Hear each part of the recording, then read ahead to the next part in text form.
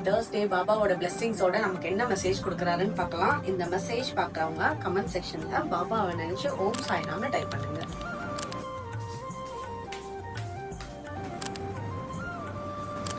பாபாவோட மெசேஜ்ல இன்னைக்கு என்ன வந்திருக்குன்னா, நீங்க இங்க பாத்துட்டு இருக்க ஒவ்வொருத்தருக்குமே உங்களோட மனசுக்கு புரியும், நீங்க ஒரு யூனிக் பர்சன். நீங்க இந்த உலகத்துக்கு வந்திருக்கிறதே ஒரு டிஃப்ரெண்டான வேலைகளை செய்யறதுக்கும் அடுத்தவங்களுக்கு ஒரு பெரிய மாற்றத்தை அவங்களோட லைஃப்ல ஏற்படுத்துறதுக்கும் தான் வந்திருக்கீங்க. அவ்வளவு ஒரு யூனிக்கான படைப்பா பாபா உங்களை பாக்குறாரு.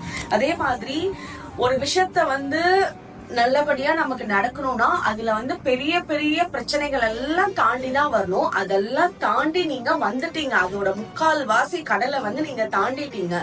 இப்ப இன்னும் கொஞ்ச நாள்ல உங்களுக்கு இன்னும் நல்லா புரிய போகுது நீங்க இந்த உலகத்துக்கு வந்ததுக்கு உண்டான காரணம் என்ன, இந்த வேலைகள்லாம் இந்த பிரச்சனைகள்லாம் ஏன் நீங்க ஃபேஸ் பண்ணிட்டு இருந்தீங்க அப்படின்றது எல்லாமே தெரிய போகுது. அதே மாதிரி உங்களை எப்பவுமே யார் கூடயுமே கம்பேர் பண்ணிக்கவே வேண்டாம். நீங்க ஒரு யூனிக்கான ஒரு பர்சனா பாபா உங்களை வச்சிருக்காரு. அவ்வளவு பிளெஸிங்ஸ கொடுக்கறாரு.